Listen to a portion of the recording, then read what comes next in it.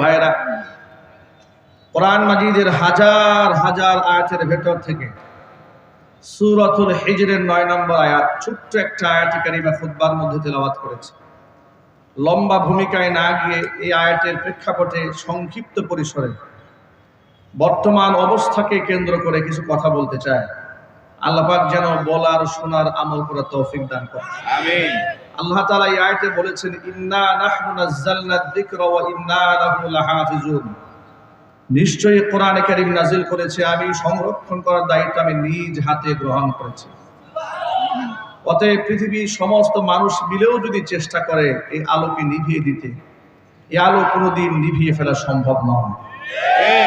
এই আলোকে নিভিয়ে দেওয়ার চেষ্টা হয়েছে যখন এটা নাযিল হয়েছে, তখন থেকেই মক্কাতুল মুকাররমার কুখ্যাত কুরাইশরা যখন দেখলো দিনের বেলায় ঠিকই বিরোধিতা করি, কিন্তু রাতের বেলায় কোরআনের আকর্ষণ আমাদেরকে ঘুমাতে দেয় না।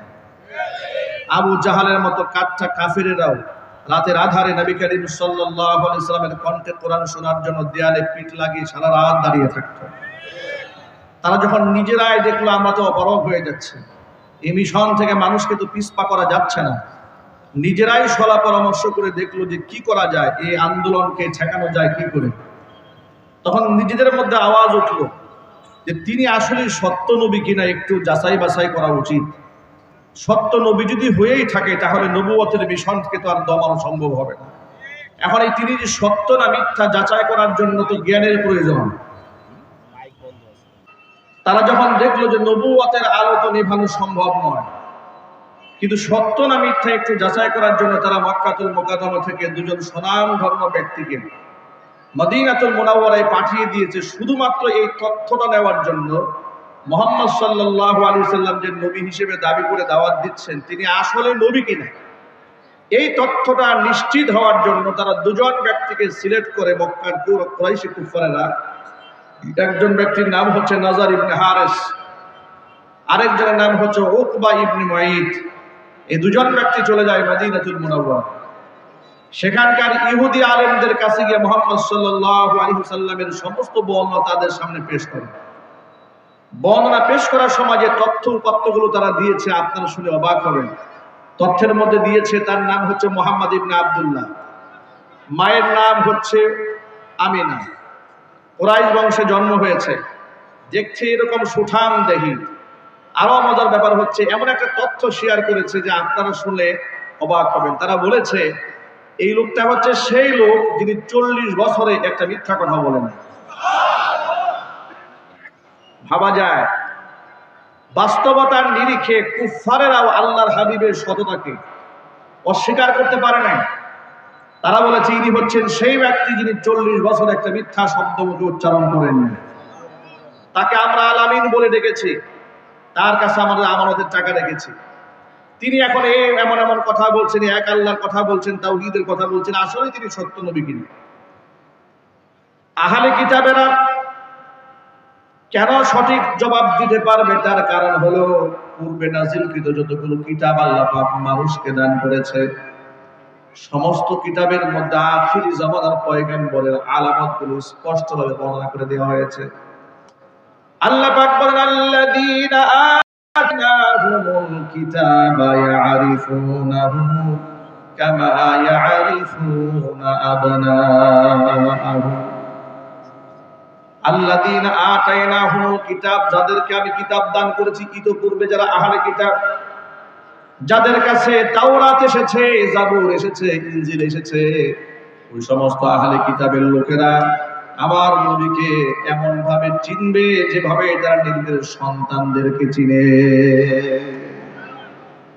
আপনারা বলেন তো পৃথিবীর কোনো বাবা মার কি তার নিজের সন্তান চিনতে ভুল হয়? আরো জোরে বলুন। এমনকি মাকে যদি চোখ বেঁধেও দেন, বাচ্চার গায়ের গ্রাম সুখে মা আন্দাজ করতে পারে এটা আমার বাচ্চা। আল্লাহু আকবার বলেন। মায়ের সাথে সন্তানের এমন একটা কানেকশন থাকে। আল্লাহ পাক বলছেন তারা নিজের সন্তানকে যেভাবে চেনে আমার নবীকে তারা ঠিক সেভাবেই চিনতে পারবে। আমার নবীকে চিনতে তাদের বিন্দু পরিমাণ ব্যাক পেতে হবে না। চিৎকার দেখুন আল্লাহু আকবার। এই জন্য তারা মক্কার কুরাইশি কাফেরদেরকে তারা তিনটা প্রশ্ন শিখাই দিল যে তোমরা মক্কায় ফিরে যাও।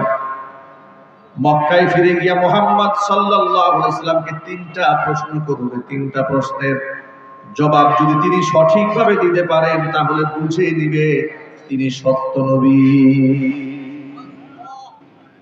তাহলে তোমরা মনে রাখবে তিনি এমনই সত্য নবী, তার মিশনকে কেউ বাধাগ্রস্ত করে, তার মিশনকে কেউ বাধা দিয়ে দমাতে পারবে না, পরাজিত করতে পারবে না।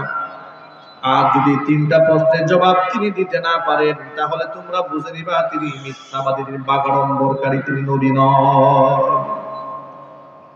এবার ইহুদিদের শেখানো, ইহুদি পণ্ডিতদের শেখানো তিনটা প্রশ্ন নিয়ে বাড়ি এসছে তারা। এবার মক্কার বিশিষ্ট কাফেরদেরকে নিয়ে বৈঠকে বসেছে। তারা বলল তিনটা প্রশ্ন নিয়ে আসছে তাদের পক্ষ থেকে। মুহাম্মদ সাল্লাল্লাহু আলাইহি ওয়াসাল্লাম যদি তিনটা প্রশ্নের জবাব দিতে পারেন প্রমাণিত হবে তিনি সত্য নবী।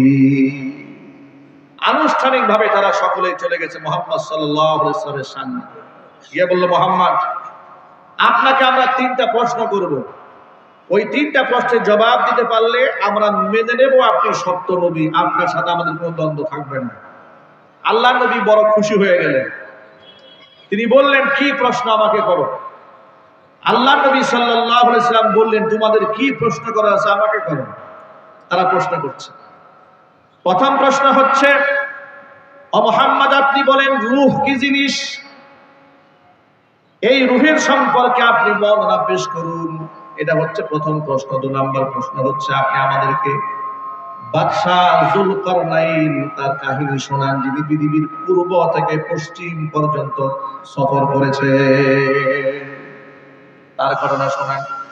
৩ নম্বর প্রশ্ন হচ্ছে ওই সমস্ত তরুণদের কাহিনী শোনান, ঈমান রক্ষা করতে গিয়া যারা নিজেদের এলাকা ছাড়া হইয়া পাহাড়ের গুহায় গিয়ে আশ্রয় গ্রহণ করেছিল। আসহাবুল কাহাফ গুহাবাসীদের কাহিনী আপনি আমাদের শোনান। আল্লাহর নবী সাল্লাল্লাহু আলাইহি ওয়াসাল্লামের সামনে ৩টি প্রশ্ন যখন তারা উপস্থাপন করেছে, নবীজি বললেন, তোমাদের এই প্রশ্নের জবাব আমি আগামীকাল দেব। আল্লাহ নবী যখন বললেন প্রশ্নের জবাব আগামীকাল দেব, ওই মুহূর্তে নবীজি ইনশাআল্লাহ বলা ভুলে গেলেন। ইনশাআল্লাহ বলতে হুজুরের মনে ছিল না। নবীজি সাল্লাল্লাহু আলাইহি ওয়াসাল্লাম অপেক্ষায় ছিলেন জিবরাইল আমিন আমার কাছে আসবে, তার কাছ থেকে প্রশ্নের জবাব জেনে আমি কাফিরদের জবাব দেব। তার কারণ আল্লাহর হাবিব নিজের মন গড়া কোনো কথাই বলেন নাই। কোরআন মাজিদে আল্লাহ পাক বলেছেন, ওয়া মা ইয়ানতিকু আনিল হাওয়া ইন হুয়া ইল্লা ওয়াহয়ুন ইউহা। মন গড়া কোনো কথাই তিনি বলেন নাই। ওহী প্রত্যদেশের মাধ্যমে যা তাকে জানানো হয়েছে তাই তিনি জাতিকে শিক্ষা দিয়েছেন। হুজুরে কোন সুবহানাল্লাহ। এখন নবীজি সাল্লাল্লাহু আলাইহি ওয়াসাল্লাম বললেন আগামীকাল বলবো। তিনি স্বভাবজাত ভাবে বলেছেন আগামীকাল বলবো, তার কারণ প্রতিদিন জিবরাইল তার কাছে আসেন, একাধিকবারও আসেন, বহুবারও আসেন। এত বেশি ঘন ঘন যাতায়াত করেছেন আল্লাহর হাবিব আল্লাহ রাসূলের কাছে। 23 বছর নবুয়তের জীবনে নবীজি সাল্লাল্লাহু আলাইহি ওয়াসাল্লামের কাছে জিবরাইল এসেছে 40,000 বার। আর চিৎকার দিয়ে সুবহানাল্লাহ। ভাবা যায় কত ঘন ঘন যাতায়াত করেছে জিবরাইল। কিন্তু আগামীকাল যখন এসেছে জিবরাইল তো আর আসে না। জিবরাইল আসে না, নবীজি প্রশ্নের জবাবও জানতে পারছেন না, কুফফারদের প্রশ্নের জবাব দিতেও পারছেন না। দিন গুজরায় গেল, কাফেররা হট্টগোল শুরু করে দিয়েছে। মুহাম্মদ তুমি আমাদের সাথে ওয়াদা করেছো আমাদের কাছে জবাব দেবে, প্রশ্নের জবাব চাই। নবীজি সাইলেন্ট হয়ে গেলেন, কোনো জবাব নাই। আল্লাহর হাবিব সাল্লাল্লাহু আলাইহি ওয়াসাল্লাম বড় পেরেশান হয়ে গেলেন, জিবরাইল কেন আসে না। প্রথম দিন চলে গেল, জিবরাইল এলো না। দ্বিতীয় দিন চলে যায়, নবীজি বারবার আকাশ পানে তাকিয়েছেন, জিবরাইল কখন আসবে তাও আসে না। এবার তৃতীয় দিন যায়, চতুর্থ দিন যায়, পঞ্চম দিন যায়, সপ্তাহ চলে যাচ্ছে, জিবরাইল আসে না।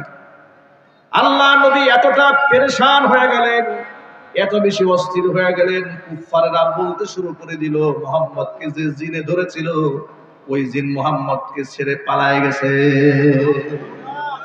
নাউযুবিল্লাহি মিন যালিক। এভাবে কথা বলে বলে তারা মুহাম্মদ সাল্লাল্লাহু আলাইহি ওয়াসাল্লামকে খুব কষ্ট দিচ্ছিল। 15 দিন পর আল্লাহ রাব্বুল আলামিন জিবরাইল আলাইহিস সালাতু ওয়াসসালামকে দুনিয়াতে পাঠালেন সূরাতুল কাহাফ দিয়ে। এই সূরা যখন নাযিল হয় ৭০,০০০ রহমতের ফেরেশতা জিবরাইলের সাথে জমিনে অবতরণ করে। প্রশ্নের জবাবগুলো তার মধ্যে দেওয়া হয়েছে। বিশেষভাবে উল্লেখ করা হয়েছে কেন আপনার কাছে 15 দিন আল্লাহ আমাকে পাঠান নাই। আপনি একটু শুনেন। আপনাকে সামান্য লঘু একটা মানসিক যন্ত্রণায় ফেলে দেওয়ার কারণ একটা, এটা হচ্ছে আল্লাহর পক্ষ থেকে সামান্য একটা সতর্কবাণী। এই জন্য 15 দিন আল্লাহ আমাকে পাঠান নাই, কেন আপনি কথা বলতে গিয়ে ইনশাআল্লাহ বলেন নাই। আল্লাহ নবীকে আল্লাহ পাক জানায় দিলেন, ওয়ালা তাকুলান্না লিশাইইন ইন্নী ফাইলুন যালিকা গাদা ইল্লা আইয়াশা আল্লাহ واذكر ربك إذا نسيت وقل عسى أن يهديني ربي لأقرب من هذا رشدا। আনাবিজি আগামীকাল কিংবা আগামী ভবিষ্যতের ব্যাপারে আপনি কোনো কথা বলবেন না ইনশাআল্লাহ বেঁধে রেখে। ইনশাআল্লাহ মানে হচ্ছে যদি আল্লাহ চান আমি একটা জিনিস আগামীর জন্য বলার ক্ষেত্রে কিংবা করার ক্ষেত্রে আমি বলবো ইনশাআল্লাহ এটা করব, এর মানে হচ্ছে এটা আমি করতে পারবো না যদি আল্লাহ পাক না চান। কথা বলতে হবে, ঠিক কিনা? ফুকাহায়ে কেরামের পরিভাষায় উম্মার জন্য ইনশাআল্লাহ বলা আগামী ভবিষ্যতের ক্ষেত্রে কথা বলার ক্ষেত্রে ইনশাআল্লাহ বলাটা ওয়াজিব। কারণ এই আল্লাহ রাব্বুল আলামিন এই আয়াতের মধ্যেই বলে দিয়েছেন, ওয়াজকুর রাব্বাকা ইযা নাসিত। হে নবী, যদি আপনি ইনশাআল্লাহ বলতে ভুলে যান, যখন আপনার মনে পড়বে আপনি তখনই আমার কথা স্মরণ করে ইনশাআল্লাহ বলে নেবেন। সুবহানাল্লাহ বলবেন না? তাহলে একজন মুমিন মুসলমান হিসেবে আমার দায়িত্ব হচ্ছে আগামী ভবিষ্যতের জন্য কোনো কাজ কোনো কথা বলতে গেলে আমি ইনশাআল্লাহ সহই বলবো। এটা কোরআনে কারীম আমাকে শিখিয়েছে। কথা বলতে হবে, ঠিক কিনা? মুসলমান হিসেবে এটা আমার জবানে থাকার দরকার আছে না নাই?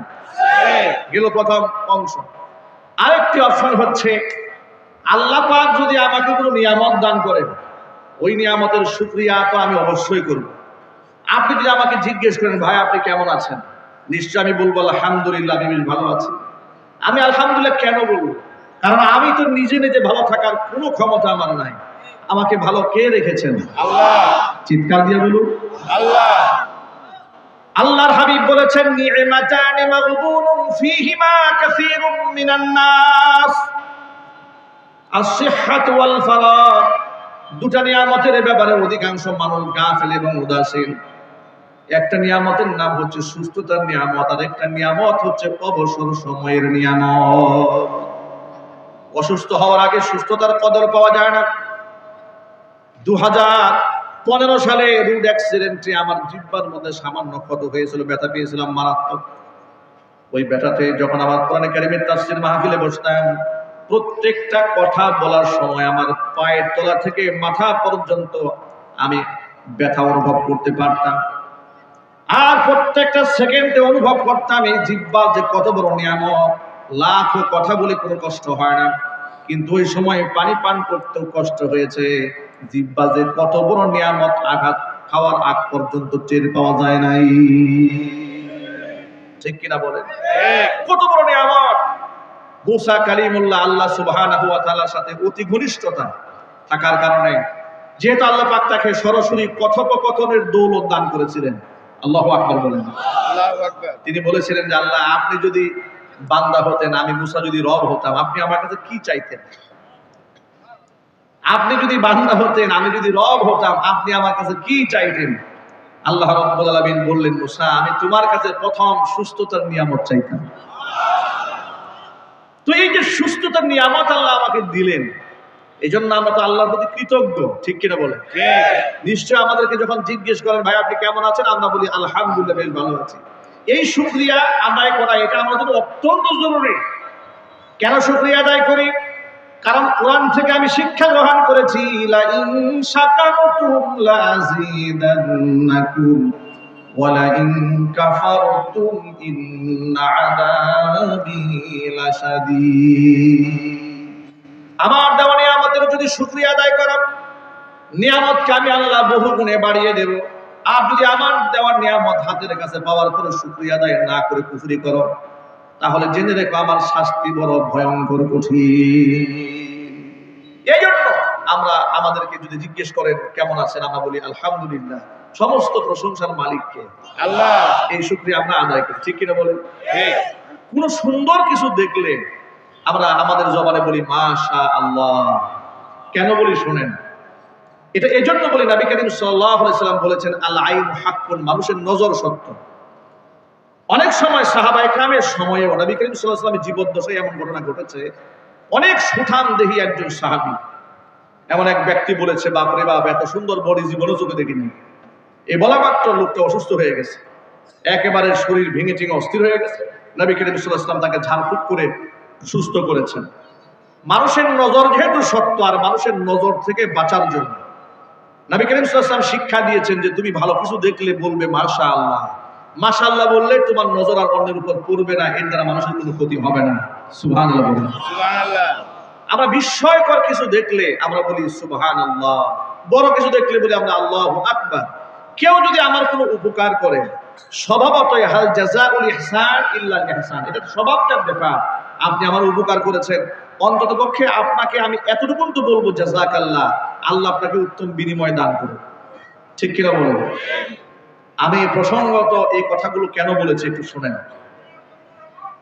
আমরা মুমিন মুসলমান হিসেবে এই সমস্ত পরিভাষাগুলো কোরআন কারীমের শিক্ষা, দর্শন, আদর্শ, তাহজিব, তামাদ্দুন, কৃষ্টি কালচার যখন মুসলিম সমাজে চালু হয়েছে, তখন থেকে আমাদের জবানে ইনশাআল্লাহ শুরু হয়েছে, মাশাআল্লাহ শুরু হয়েছে, আলহামদুলিল্লাহ শুরু হয়েছে। এটা থাকবে ইনশাআল্লাহ আমাদের মৃত্যু পর্যন্ত, ঠিক কিনা বলেন? আমরা ইনশাআল্লাহ বিশ্বাসী, আমরা মাশাআল্লাহ বিশ্বাসী, আমরা আলহামদুলিল্লাহ বিশ্বাসী। কিন্তু আপনারা জেনে অবাক হবেন, 90 থেকে 95% মুসলিম অধ্যুষিত এই বাংলাদেশে ইতোপূর্বে ইসলাম নিয়ে নাস্তিকরা অনেক ষড়যন্ত্র করেছে, ধর্ম নিয়ে ষড়যন্ত্র করেছে, মাদ্রাসা নিয়ে ষড়যন্ত্র করেছে, দাড়ি টুপি নিয়ে ষড়যন্ত্র করেছে, পর্দা নিয়ে ষড়যন্ত্র করেছে, আলেম উলামা নিয়ে ষড়যন্ত্র আজও বন্ধ হয় নাই। মাদ্রাসা নিয়ে ষড়যন্ত্র কেমন হচ্ছে দেখেন।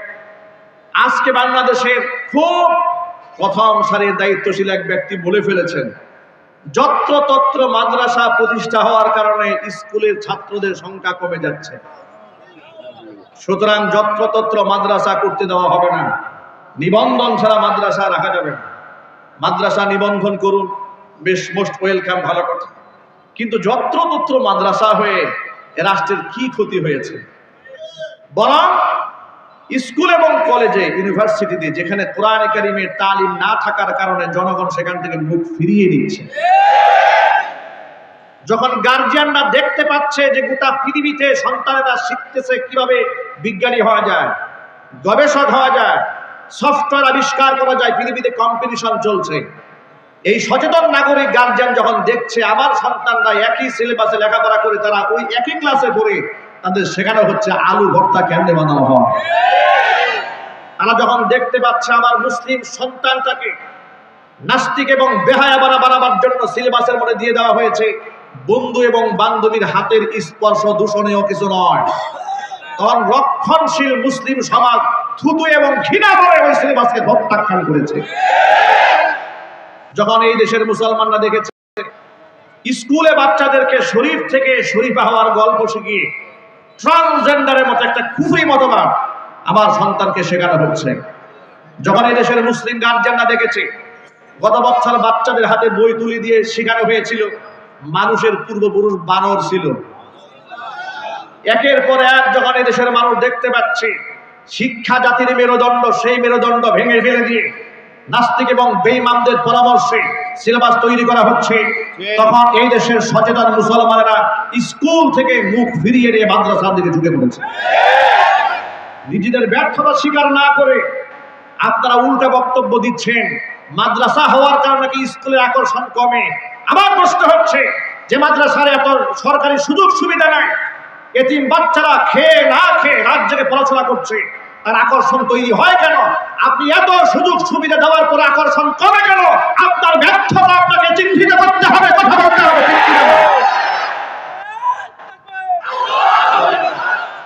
আপনি সেটা না করে, আপনি নিজের ব্যর্থতাকে না ঢাকতে পেরে উল্টো মাদ্রাসার দিকে আপনি চোখ রাঙিয়ে কথা বললেন, মাদ্রাসা যত্রতত্র হচ্ছে বলে স্কুলের আকর্ষণ কমেছে। বরং স্কুল তার মূল আদর্শ হারিয়ে ফেলছে বলেই আজকে সন্তানরা মাদ্রাসার দিকে ঝুঁকেছে। সুতরাং গত 3 দিন আগে হতে দেখেছেন ফরিদপুরে স্কুল শিক্ষক শিক্ষা সিলেবাসে শিক্ষা সফরে গিয়ে বাচ্চাদের হাতে মদ ঢেলে দিচ্ছে। এই দৃশ্য যখন এই জাতি দেখে তখন তো ওই শিক্ষার প্রতি আর আস্থা জাতির থাকে না, কথা বলেন ঠিক কিনা? সুতরাং এই বকওয়াস করা বন্ধ করে দেন। সুতরাং এই বকওয়াস করা বন্ধ করে দিয়ে মাদ্রাসার প্রতি ইমানদারেরা ঝুঁকেছে। এই জন্য মাদ্রাসার সন্তানরা ইয়াবাখুর হয় না, মদখুর হয় না, গাঁজাখুর হয় না, সন্ত্রাস হয় না, চান্দাবাজ হয় না, টেন্ডারবাজ হয় না। থানার মধ্যে ব্ল্যাক লিস্ট আছে, কোনাবাড়ি থানায় খোঁজখবর নিয়ে দেখুন। দাড়ি টুপি পাঞ্জাবি পরিহিত মসজিদের ইমাম মুয়াজ্জিন খতিব মুফতি মুহাদ্দিস ব্ল্যাক লিস্টে তার নাম খুঁজে পাওয়া যাবে না। তাহলে সেই আদর্শ শিক্ষা ব্যবস্থা থেকে জাতিকে আপনি মুখ কেমনে ফিরাই নেবেন? ওই বকওয়াস কথা বলে ধোঁকা দিয়ে জাতিকে আর বোকা বানানো যাবে না। এদেশের মুসলমান সচেতন হয়েছে, কথা বলতে হবে ঠিক কিনা? আবার এই দেশের মুসলমানেরা এই যে আলহামদুলিল্লাহ ইনশাআল্লাহ মাশাআল্লাহ বলে 21শে ফেব্রুয়ারিতে বাংলাদেশের বিখ্যাত টেলিভিশন চ্যানেল এটিএন নিউজে এক কুখ্যাত নাস্তিক তথাকথিত বাংলা সাহিত্যিককে দাওয়াত দিয়েছে বাংলা ভাষার ফজিলত বয়ান করার জন্য। উনি ফজিলত বর্ণনা করে গিয়ে বলছে, এই যে বাংলাদেশের ছেলেরা ইদানিং মাশাআল্লাহ বলে, আলহামদুলিল্লাহ বলে, ইনশাআল্লাহ বলে, এটা নাকি বাংলা ভাষার মধ্যে একটা শকুনের থাবা পড়েছে, এটা নাকি বাংলা ভাষার বিকৃতি হয়েছে। কেন সন্তানরা ইনশাআল্লাহ বলে? এই পাগলের মাথা নষ্ট হয়ে গেছে। এই পাগলকে বলি, পাগল তুমি তো বলেছো ইনশাআল্লাহ বাংলাদেশে নতুন শুরু হয়েছে, তুমি তো হয়তো গোমূত্র পান করতে করতে তোমার দিমাগ নষ্ট হয়েছে। তোমাকে একটু স্মরণ করিয়ে দেই, এই দেশ স্বাধীন বাংলাদেশ হওয়ার আগে